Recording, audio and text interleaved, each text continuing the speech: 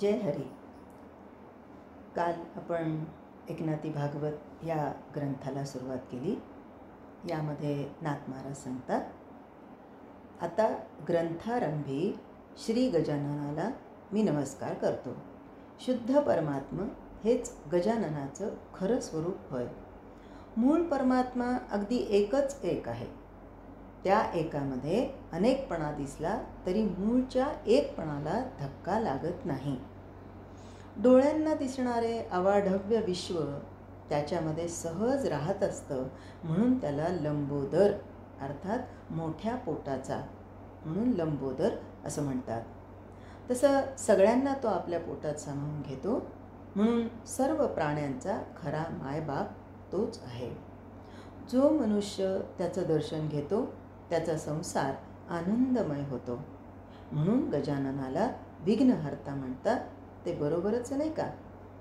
परमात्मा स्वरूपी गजाननाचं वदन म्हणजे आनंद. त्याचे 4 हात म्हणजे धर्म, अर्थ, काम आणि मोक्ष हे 4 पुरुषार्थ आणि त्याचा पांढरा शुभ्र झळकणारा दात हाच सर्व विश्वाला प्रकाशमान करणारा स्वयंप्रकाश होय. पूर्वमीमांसा आणि उत्तरमीमांसा म्हणजे त्याचे 2 विशाल असे कान समजायचे. परा, पश्यंती, मध्यमा, वैखरी या 4 वाणी म्हणजे त्याच्यासमोर हात जोडून सेवेसाठी सदैव सिद्ध असलेल्या दासी होत. संपूर्ण सृष्टीला व्यापून राहिल्यानं समग्र विश्वाला तो एकदम पूर्णपणे पाहू शकतो. हीच त्या गजाननाची सूक्ष्म ज्ञानदृष्टी होय. ती दृष्टी आनंद आणि समाधान देणारी आहे. आत्मसुखाचा भर हेच त्याचं पोट असून बेंबीमध्ये जणू काय आनंदाचा भोवराच फिरतो आहे असं दिसतं. कमरेला आत्मज्ञानाचा कडदोरा ही मोठी शोभा देतो आणि हा आत्मस्वरूपी गजानन शुद्ध सत्वाचं सुंदर पांढरं वस्त्र नेसलं आहे. त्याच्या अंगावरील सोन्याचे अलंकार त्याच्यामुळेच सुंदर दिसतात. म्हणजे काय? सोन्याचे अलंकार म्हणून सुंदर नाहीत, तर ते गजाननाच्या अंगावर आहेत म्हणून सुंदर दिसतात. प्रकृती आणि पुरुष हे दोन्ही पाय दुमडून खाली घालून त्यावर तो सहजासनात बसलेला आहे. त्याचं क्षणभर दर्शन झालं तरी पुरे, कारण मग शोधायला जाऊन देखील विघ्न सापडत नाहीत. त्याच्या हातातील परशु संसाराचा फास तोडून टाकतो. मनापासून प्रेम करणारा भक्त त्याला आवडतो. संसाराच्या संकटातून त्याला तो बाहेर काढतो आणि आपल्या अंकुशाने आपणहून आपल्याकडे ओढून घेतो.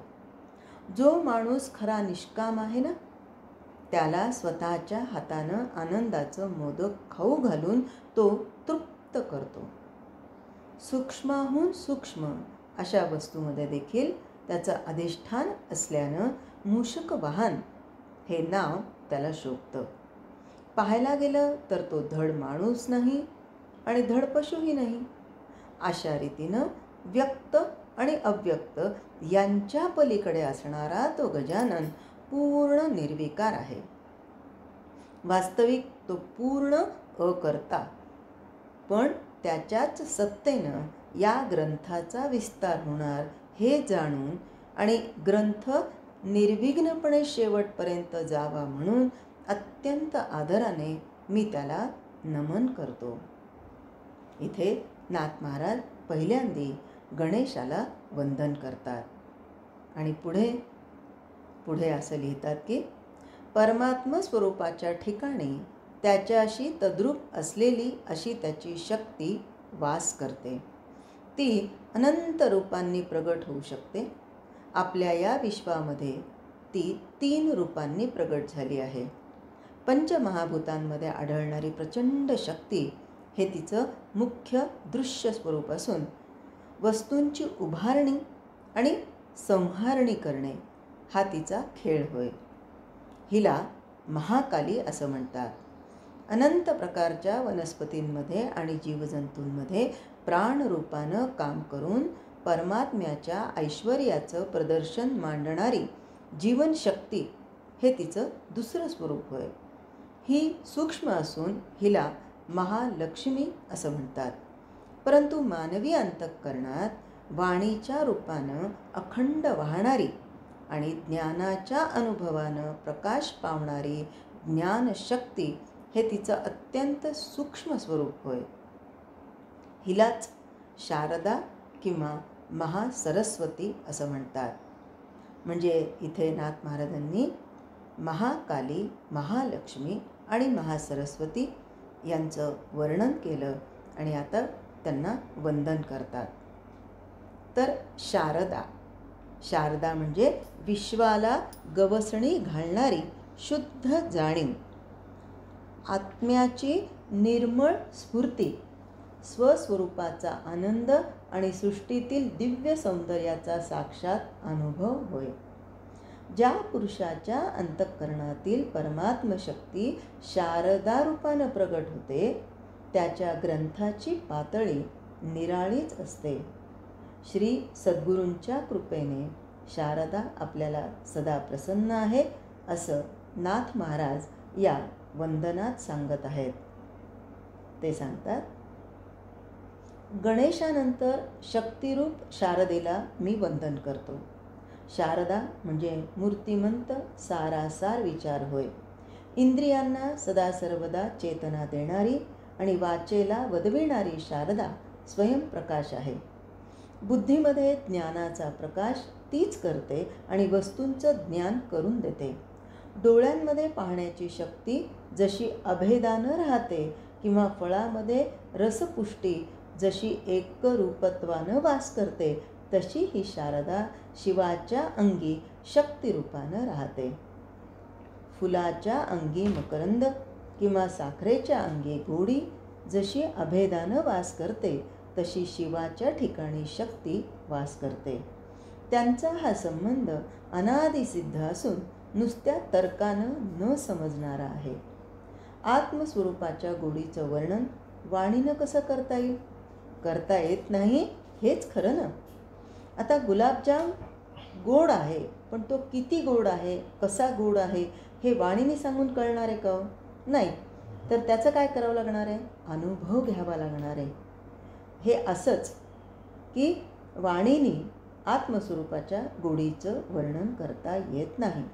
पण चारही वाणींमध्ये तीच गोडी सूक्ष्मपणे भरून राहिलेली असल्यानं शारदेला वागीश्वरी असं म्हणतात.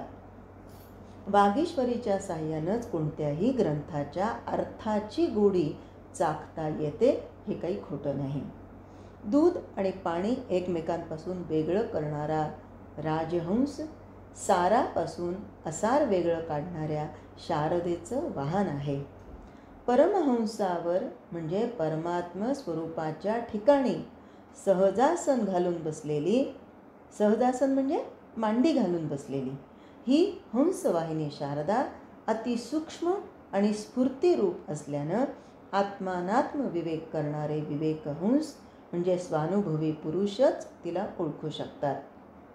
अर्थात मूर्ख, अज्ञानी, अविवेकी, अभागी माणसांना अतर्क्य आणि अगम्य असलेली शारदा जवळ असून देखील दिसत नाही.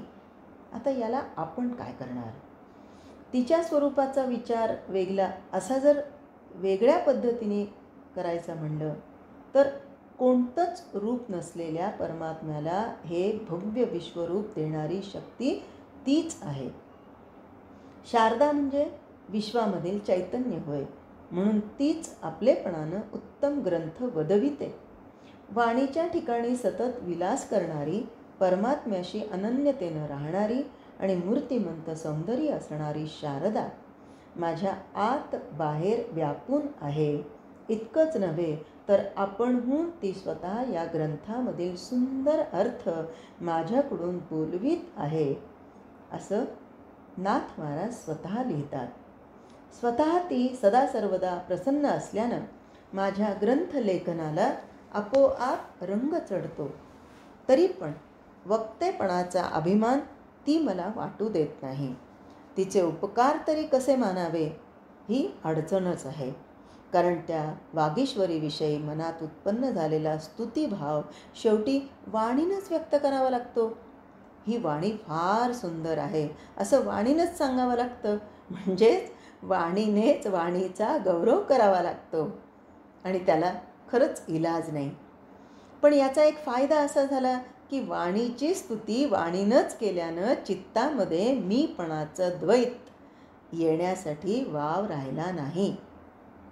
बोल बोलणे आणि बोल न बोलणे म्हणजे मौन यामधील भेदच तिने समूळ मोडून टाकला. तरी पण त्यानंतर ग्रंथामधील विषयाचं निरूपण तिने माझ्याकडून करून घेतलं असं नाथ महाराज म्हणतात. जय हरी.